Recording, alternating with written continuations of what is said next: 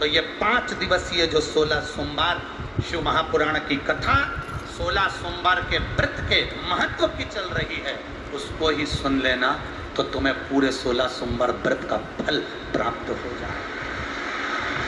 पूरे 16 तो कब बदल देता है पता नहीं पड़ता। आपको कथा में कहा था देवता पल्ला झाड़ कर देते हैं और महादेव छप्पर फाड़ के देते हैं। कब बदल देता? आप 2 दिन से देख रहे हो, कल और आज। तुम्हें इतना अंदाजा नहीं होगा कि रात्रि को 2 बजे रात से लगातार पानी गिर रहा है। जो सावन के महीने में गिरना था वो भादों में गिर रहा है। ये भगवान भोलेनाथ है। सावन को कब भादो कर दे और भादो को कब सावन कर दे, ये उसी के हाथ है। इसका कोई ठिकाना, कोई भरोसा। आप करो उसकी भक्ति, आप करो उसका स्मरण। हम आपसे कहेंगे कभी मौका मिल जाए, आप दिन में कथा नहीं सुन सकते तो रात्रि में 16 सोमवार व्रत कथा को अपने मोबाइल पर श्रवण करो, पर सुनो। बहुरोमा, तू तो दैत्य है, तू तो असुर है, और असुर होकर दैत्य होकर तू शंकर के मंदिर के बाहर बैठा है। बहुरोमा ने कहा मेरे पूर्व के संस्कार होंगे। बहुरोमा कहता है मैं चंद्रवंश के राजाओं में एक राजा था, मेरा नाम जयध्वज था। 16 सोमवार व्रत का बड़ा भाव। मैं चंद्रवंश के राजाओं का राजा था, मेरा नाम चंद्रवंशी राजाओं में था, मेरा नाम जयध्वज था।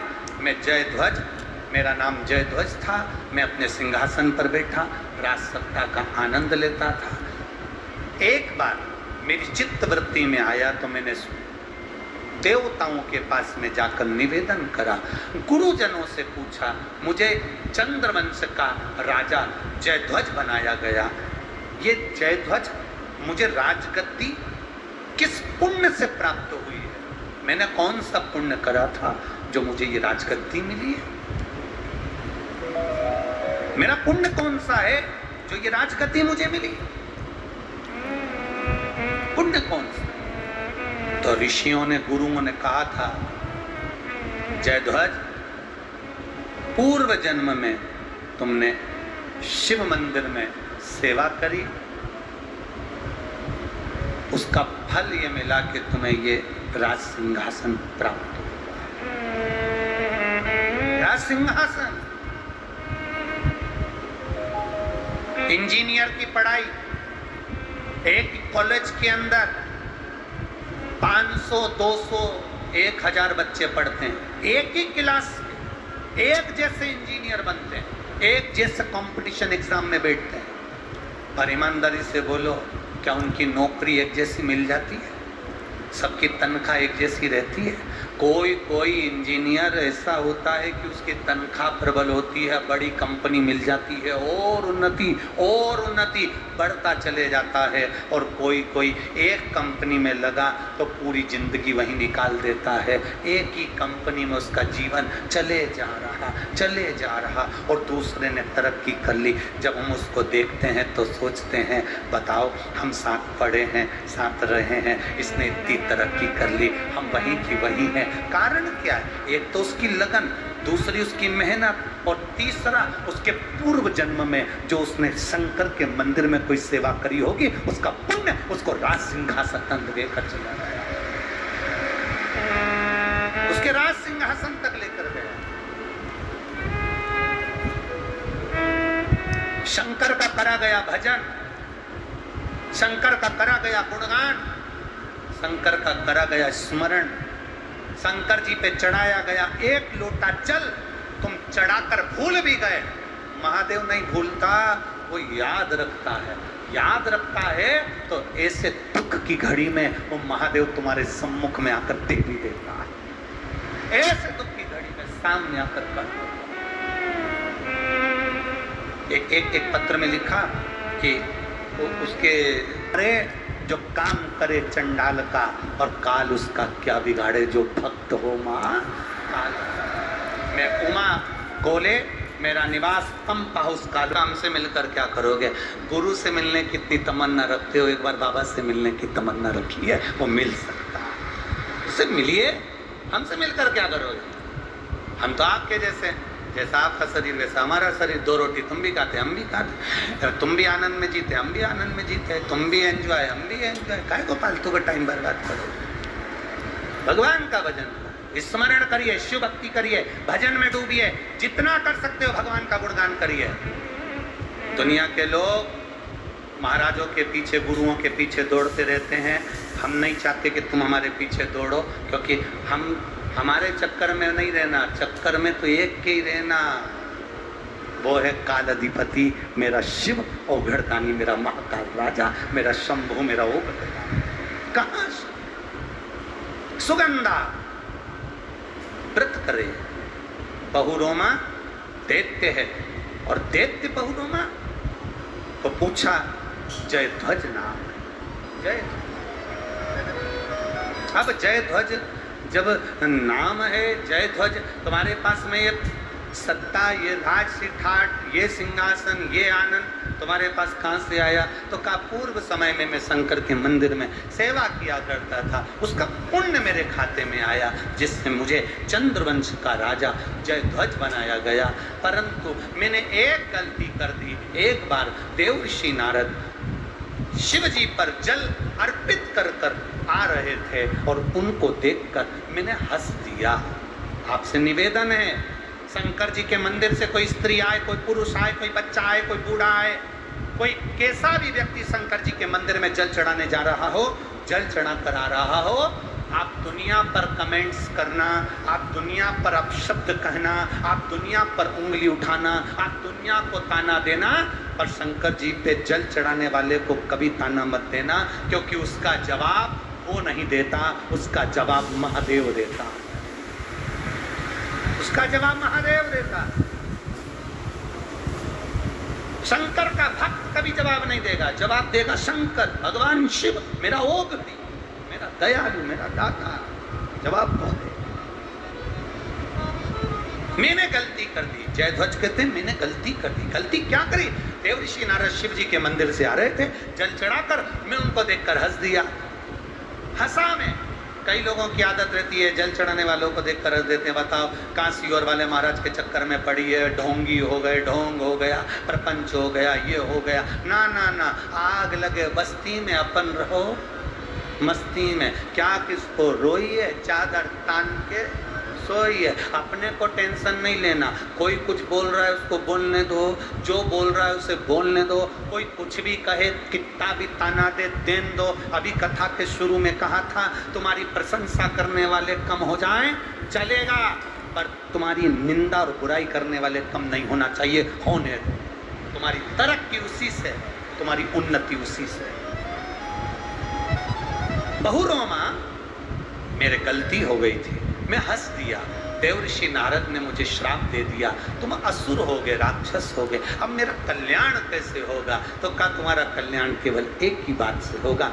कहीं कोई व्रत कर कर 16 सोमवार का आनंद लेकर कोई शिवालय देवालय में जाकर सफाई करो, पूजन करो, अर्चना करो। कोई अगर शंकर को जल चढ़ाता हुआ भी आ रहा होगा, उसके कलश का एक जल का छींटा भी लग गया, तुम्हारी मुक्ति हो जाएगी। और यदि 16 सोमवार व्रत का कहीं प्रसाद का एक अंश भी तुम्हारे जीवन में मिल गया तो तुम्हारा कल्याण निश्चित हो जाएगा। और वही हुआ। 16 सोमवार भगवान शंकर के प्रसाद का एक भाग प्राप्त होता है। नरसिंह पुराण कहती है उसके जीवन का आनंद पा जाता है। सेवा के फल से दैत्य की योनि छूट जाती है, वो भगवान शंकर के धाम में जाकर बैठ जाता है। ऐसे 16 सोमवार व्रत के प्रसाद की बहुरोमा ये फल है। सेवा करो, मंदिर की चाकरी, सेवा अर्चना, ये फल दे जाती है, हम आनंद दे जाती है, भक्ति आनंद दे जाती है। करो। समय आया,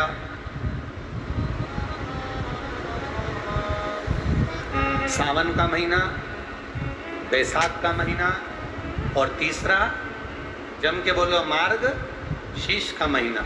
ये 3 महीने ऐसे होते हैं जिनमें 16 सोमवार के व्रत को पहले सोमवार पर उठाया जाता है। कल अपन श्रवण करेंगे इसमें। तो भगवान नारायण शेषनाग की सैया पर विश्राम कर रहे थे। लक्ष्मी जी उनके चरणों में बैठी हुई थी और उन्होंने वशिष्ठ बाबा और भगवान विश्वामित्र दोनों ने भगवान नारायण से कहा, प्रभु हमारे मन में एक संशय है, उस संशय को मिटा दीजिए। हमारे मन में एक संशय आ गया, उस संशय को समाप्त कर दीजिए। हमारा वो संशय समाप्त करिए। पूछा, क्या संशय है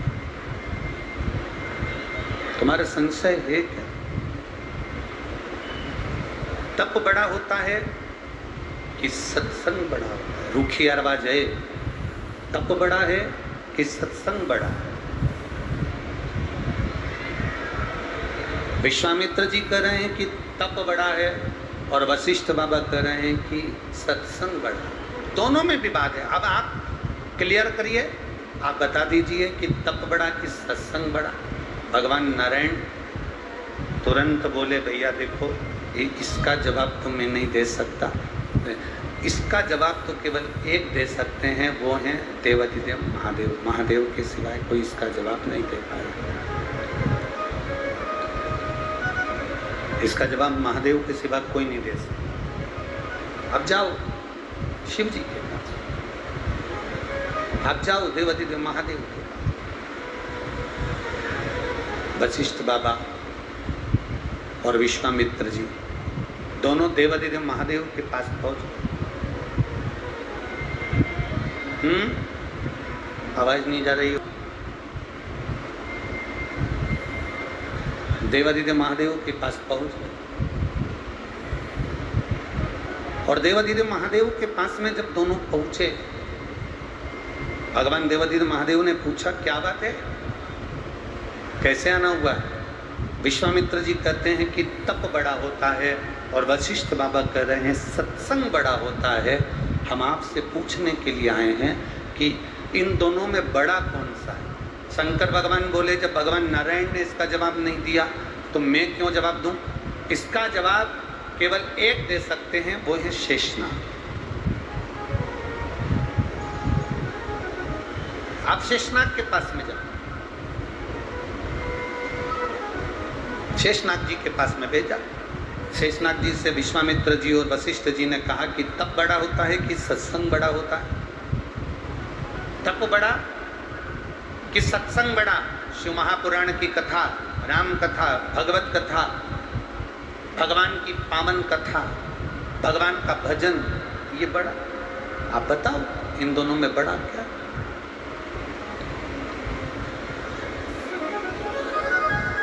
शेषनाग जी बोले, मैं उत्तर तो दे दूंगा पर बात इतनी सी है कि उत्तर देने में मना नहीं है, पर मेरे धन के ऊपर जो ये पृथ्वी रखी है, ये पृथ्वी निरंतर घूम रही है। इस पृथ्वी को घूमने से थोड़ी देर रोक दो तो मैं तुमको इसका उत्तर दे दूं। इतने में विश्वामित्र जी ने हाथ में जल लिया और विश्वामित्र बाबा ने हाथ में जल लेकर संकल्प लेकर कहा कि मेरी जिंदगी में मैंने जितना तप करा उसका सारा पुण्य मैं पृथ्वी को देता हूं, और पृथ्वी तू एक क्षण के लिए रुक जा। पृथ्वी नहीं रुकी।